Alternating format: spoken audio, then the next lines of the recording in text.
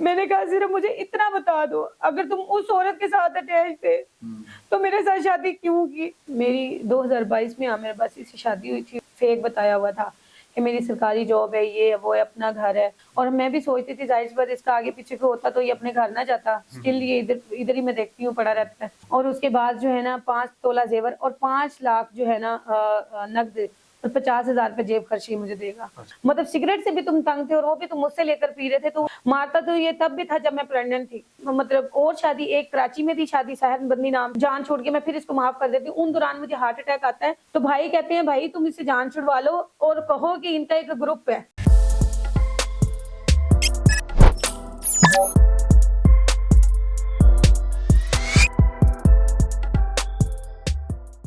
अस्सलाम वालेकुम नाज़रीन, मैं हूं चौधरी और आप देख रहे हैं मेरे ऑफिशियल चैनल। नाज़रीन मेरे साथ मौजूद है मिस ज़ारा नूर साहिबा, जो कि टीवी और फिल्म एक्टर हैं और इन्होंने एक मूवी बनाई, मूवी के अंदर पार्टिसिपेट किया था जिसके अंदर इन्होंने गोलगप्पी का रोल प्ले किया। और हम सब उम्मीद से प्रोग्राम के अंदर भी इन्होंने जियो के हम सब उम्मीद से जियो के प्रोग्राम में भी इन्होंने पार्टिसिपेशन की। नाज़रीन टीवी के ऊपर जब हमारे सामने एक्टर्स या एक्ट्रेस आते हैं तो वो हमें बड़े खुशहाल और बड़े खुश परवर ज़िंदगी गुजारते हुए नजर आते हैं।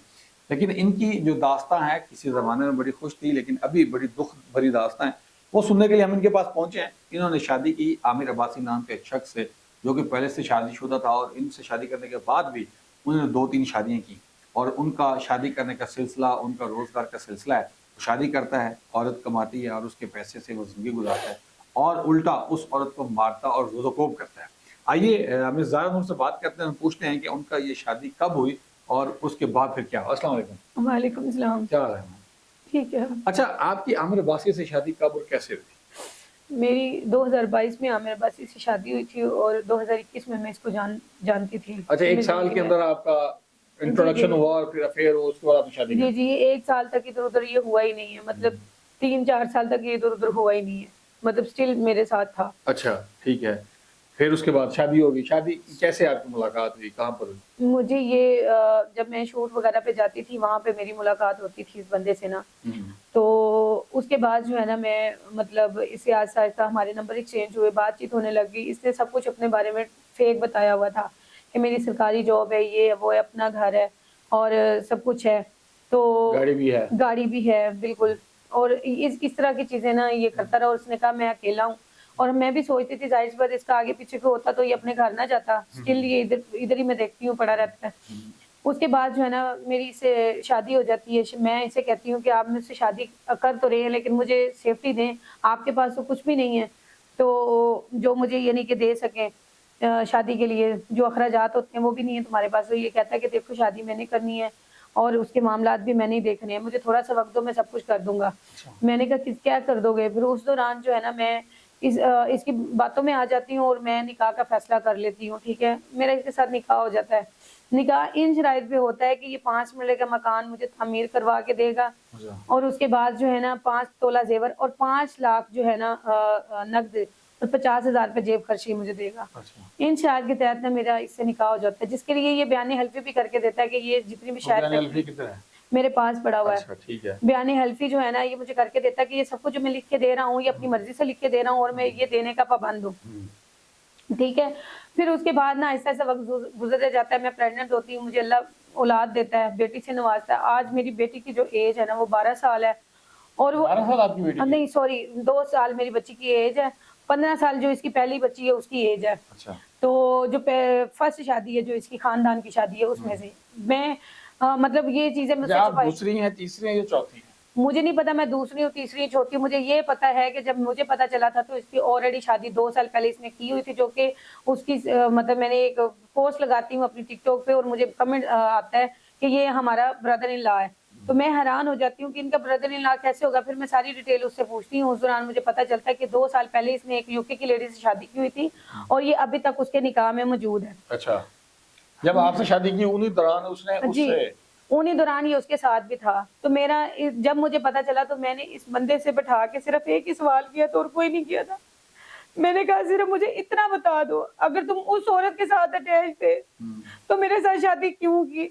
अगर उस दौरान वो तुम्हारी ज़िंदगी में भी थी, तो मेरे साथ भी फिर उसी के साथ करनी थी ना। मैंने तुम्हारा क्या फिर बिगाड़ा क्या था? होगा? उसने तीसरी शादी कर ली तो क्या होगा? आप तो उनके अखराजात भी तो देना, फिर तीसरी 3 शादियों गलत के। बात है, अखराजात तो देना चाहिए। ठीक है, मेरी बेटी तकरीबन जब से पैदा हुई है तब से लेकर अब तक, मतलब 3 साल हो गए जब मैं प्रेग्नेंट थी, तब से लेकर अब तक मैं मुख्तलिफ जगहों पे, मुख्तलिफ प्लेटफॉर्म पे काम करती हूँ और अपना और अपनी बच्ची को और घर इसका भी अखराजात साथ चलाती हूँ। ठीक है, ये कहता है जी मेरे पहले गाड़ियां गुड़ियां थी, ठीक है, बाद में इसका कारोबार ठप हो गया, सब कुछ नील हो गया। उस टाइम तक मुझे पता नहीं 2 साल तक ये बंदा पहले तक मुझे ना बैठ के खाता रहा। जब मुझे पता चलता है कि इसकी शादी है तो मैं इससे झगड़ा करती हूँ कि अगर तुम्हारी शादी थी तो फिर तुम यूके में शादी की हुई है, तो फिर तुम इतनी, मतलब सिगरेट से भी तुम तंग थे और वो भी तुम मुझसे लेकर पी रहे थे, तो उस टाइम पे वो कहाँ पे थी? इसका मतलब वो तुम्हें सपोर्ट नहीं करती थी।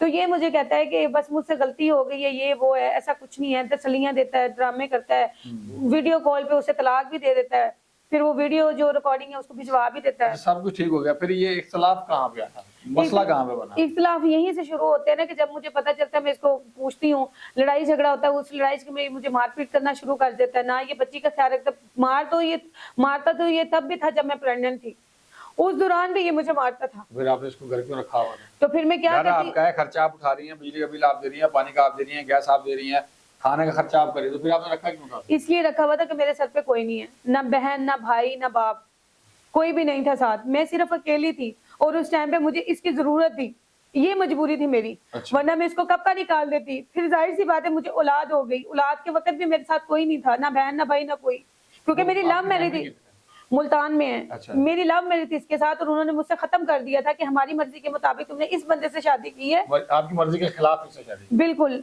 तो अब हमारा तुमसे कोई ताल्लुक नहीं है। उस दौरान मेरे घर वालों ने मुझसे कोई राब्ता नहीं किया, मुझे बेटी पैदा हुई तब भी उन्होंने कोई राब्ता नहीं किया।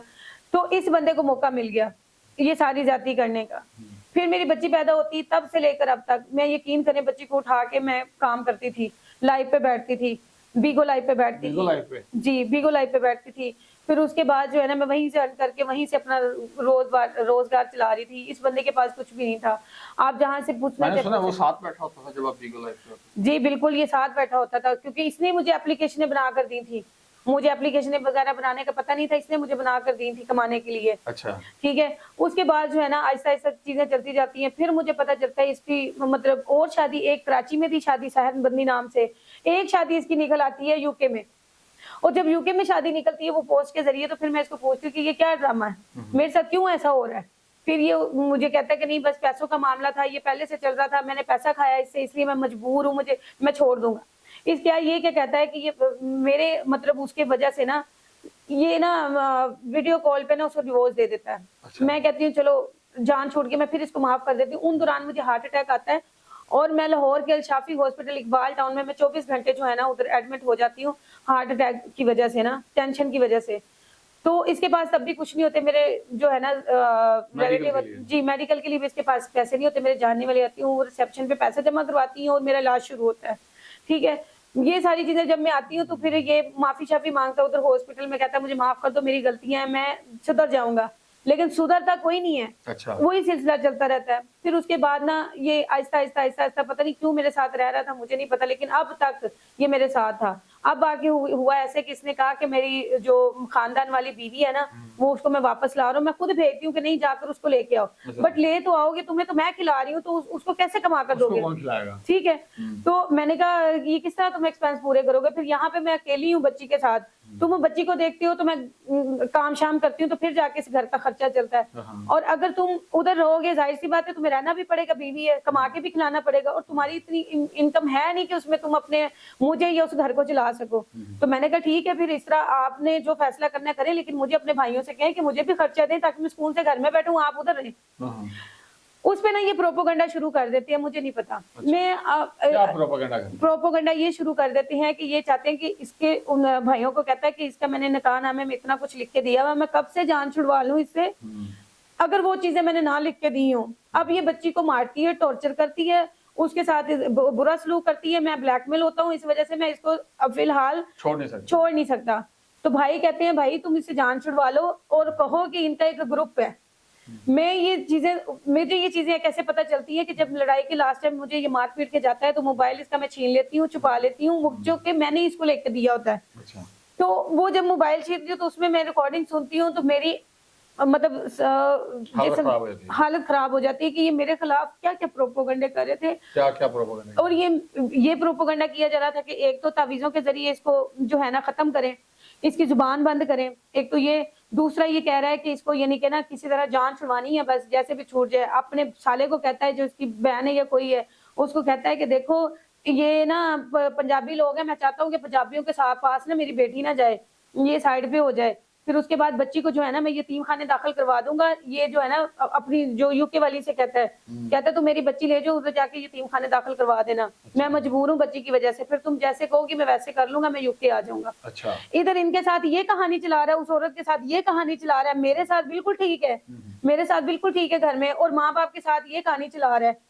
फिर ना मुझे मतलब डाउट होता है कि ये बंदा ना कुछ यानी कि ना वो चीजें खराब कर रहा है। तो मैं ना ये बच्ची को जब लेके जाता है ना, तो वो वॉइस रिकॉर्डिंग जब मैं सुनती हूँ, तो मैं मतलब अब 1 बजे चली जाती हूँ उनके घर अपनी बच्ची को लेने के रात लिए, के? रात के। और जब मैं बच्ची को लेने के लिए जाती हूँ, तो इनका दरवाजा जब मैं नॉक करती हूँ, तो आगे से दिखवाती हूँ कि मेरी बाहर है, मैं बच्ची को देखना, आपके घर में मेरी बच्ची है। उस टाइम पे ना जब मैं जाती हूँ, तो इसका भाई बाहर निकलता है और मुझे सारा कुछ थप्पड़ मारना शुरू कर